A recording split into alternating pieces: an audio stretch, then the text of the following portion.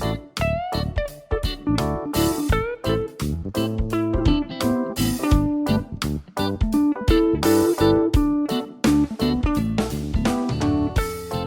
everyone, welcome back to the channel.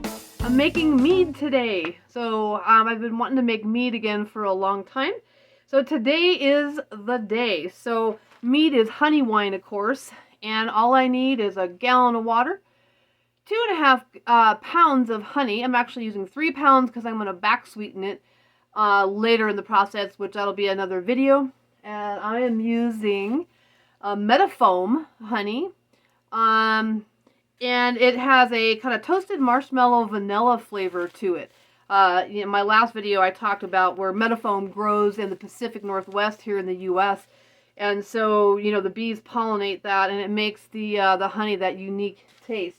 Not cheap honey to buy. I used some birthday money that I got to finally use this Meadowfoam. So a gallon of water, 2.5 gallons of honey. Yeast, I'm using Lalvin 71B1122 is the yeast. And that's basically it. I am using some other products. This one's called Go Firm. This yeast that I'm using is a dry yeast. And so this is something new that I haven't done before. So Go Firm is a yeast rehydrator, and you're supposed to get the most out of your yeast if you do this, because you're rehydrating it in filtered water, first, and so it acts like a sponge. The yeast will like pick up all kinds of things, so it's like kind of like a safer environment to just do it in some water, some hot water first, and then you let this cool down. We'll go through the whole thing. And then I also bought Fermaid K, so nutrients. So it's important to feed your yeast throughout the process, and so I'll explain more of that later. So anyways, let's get going.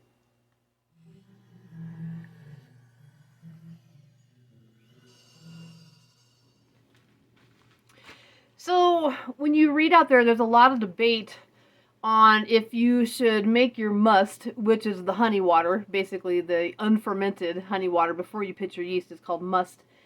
If you should put the honey just into normal cold water, or some people boil it. I've never boiled it, or whatever. So what I do is I just barely heat the water up. And I filter my water with a Brita filter, because this is only a gallon batch, and I have a 2-gallon Brita filter.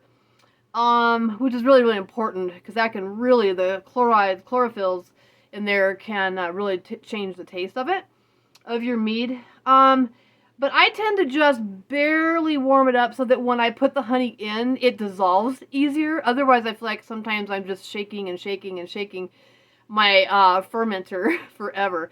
And so I don't know if this is right, but I just have sanitizer in a spray bottle, and I'm going to use my kettle just to kind of knock the heat off. Now, so hopefully that will help. I think some people boil it, like I said, to sterilize the water, because you're not boiling it like you are for a brew. So that is a concern. So I went ahead and sanitized my kettle. While I'm waiting for that sanitizer to dry in my kettle a little bit here, I always like to share what I'm drinking. So you always have to have a beer or something. If I had mead, I'd be drinking mead while I'm making mead, but I don't have any mead right now. But I always like to share what I'm drinking. This is from Breckenridge Brewery. Breckenridge is another ski town here in Colorado, and this is their Palisade Peach wheat. And Palisade peaches grow on the western slope of Colorado, so it's kind of cool that it's locally sourced. But yeah, it's kind of a cool label on there too, showing the mountains and the peach groves. Nice kind of color to it. Kind of a peachy color to it. Not that the peach has probably added anything to that color, but I do like how the grains have done that. But you can really smell it. Smells like peaches. Tastes like peaches. Must be peaches. Cheers.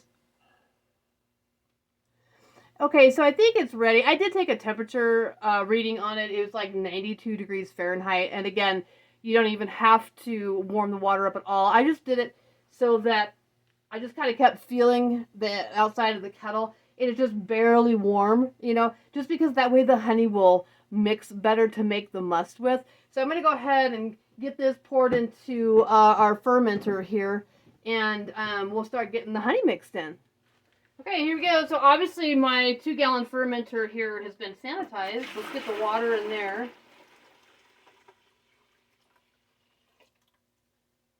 Okay, then we can start getting that honey in there. I actually decided to let it cool a little bit more, even from that 92 degrees. Like I said, I just wanted just enough warm that this honey's going to incorporate more. I'm just going to go ahead and take this lid off. All right, so go ahead and I think I'll get one of them in there and get that mixed.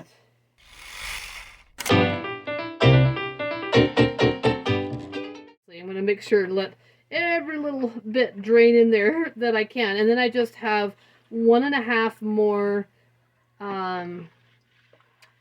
pounds. I almost said gallons. Pounds to do to it.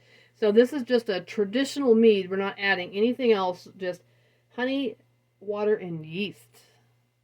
Okay, I have 2 pounds in there. Last half pound that we're going to do here. Let's get a little whirlpool going. I'm going to save the last half of this pound for back sweetening, and we'll talk about that here in just a minute.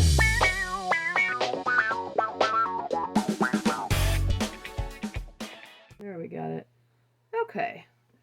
Yeah, that's about half, a little under half left for back sweetening. So here's our must. This is what we call must at this point. It's just honey water, so it's not fermented yet. No yeast in here. Okay, so I was reading through my notes, and before we deal with rehydrating the yeast, we're going to add some nutrients. So this is Fermaid K. This is a huge amount. I looked through some of my old notes, but I used to make 5-gallon batches. So I've been looking on the web. So basically, I think it boils down to like 1/5 of a teaspoon for a gallon. But you usually put it on a nutrient schedule too. So, there's a lot of different conversations out there about it. So I kind of, after reading a whole bunch of different things, looking at my old notes and things out on the web, looking at everything together, I'm just going to do a 2-day schedule. So I've got to divide 1/5 of a teaspoon into 2 days. So what you do is you mix it with some water. I'm going to just use, so I've got these little cups. They actually have lids, these little condiment cups. I've sanitized this real well. It's got a lid. I've sanitized I had a 1/4 teaspoon, so we're just going to use a 1/4 teaspoon, a little more than what maybe it's called for. Hopefully it's not an exact science. I don't think it really is. But that way I can put the lid on there and use it. So we're gonna do nutrients today as we're making the mead. We're gonna put that into the must before the yeast, and then on day 3, maybe day 5, I'll kind of see what's happening. If it's still really, really active on day 3, I might wait like day 4 or 5 to do it. But yeah, I had to do a lot of research again. Like I said, it's been a lot of years since I've kind of done it from scratch, not from a kit. So anyways, let's get the nutrients mixed up. All right, so I've sanitized my scissors and this package. It's like you're doing surgery or something, right? But you can never be too careful, All right, so all of this is sanitized here too. So here's my 1/4 teaspoon. I'll do like a shy 1/4 teaspoon since it's really only supposed to be 1/5. Let's put that in there. Of course, it's not resealable. To figure out, get a little baggie for that or something. That's going to be like a lifetime if I keep making gallons, right? All right, I'm going to get some sterile water. Be right back. Not sterile water, filtered water. Big difference. All of that is sanitized. All right, so let's just kind of make like a watery sludge is all I'm going for here. It's just room temperature water is what the instructions said. But just enough that I can kind of try to pour half of that, today, and then in a couple days, 2-3 days from now, we'll pour the other half. And let's get that added to the must.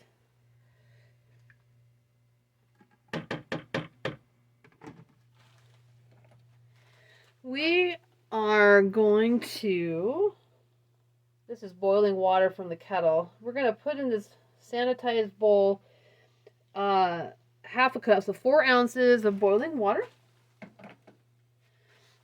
And then just a teaspoon of this Go-Firm. So remember that this Go-Firm is, I haven't tried this before, but it's a way to rehydrate your yeast. You're supposed to get the most out of your yeast if you use this kind of a thing to rehydrate it with in some filtered water versus doing it straight into the must.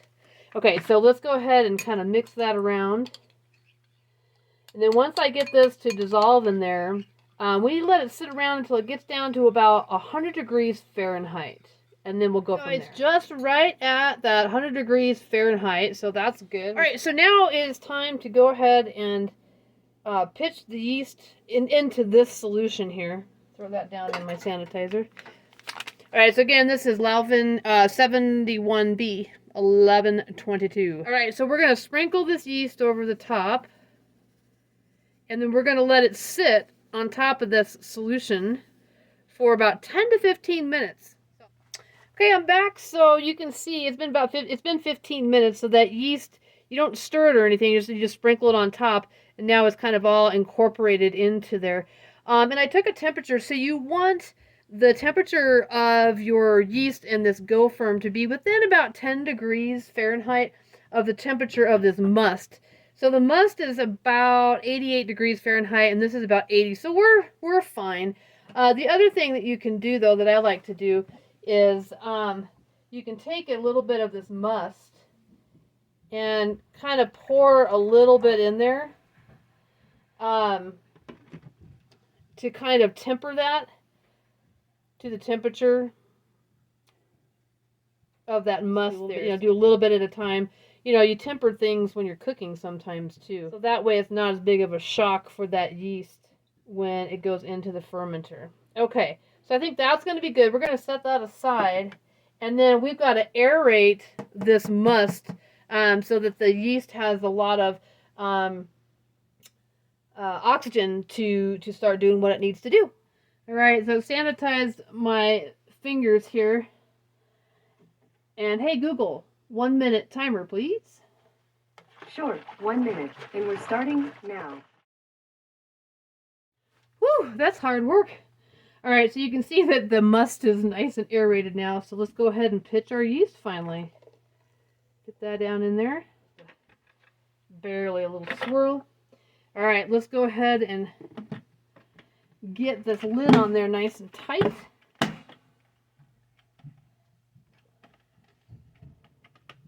Okay, I think we got it. Okay, I need to go fill my airlock with some filtered water. I'll be right back. All right, here we go. Spray that a little bit with sanitizer. All right, let's get that down in there. Okay, we are done. Boy, the lighting's changed. There's a window over here and the sun's starting to go down, and I've got a grow light for my plants up there. I feel like I'm on Star Trek, you know, where this intense light on my face.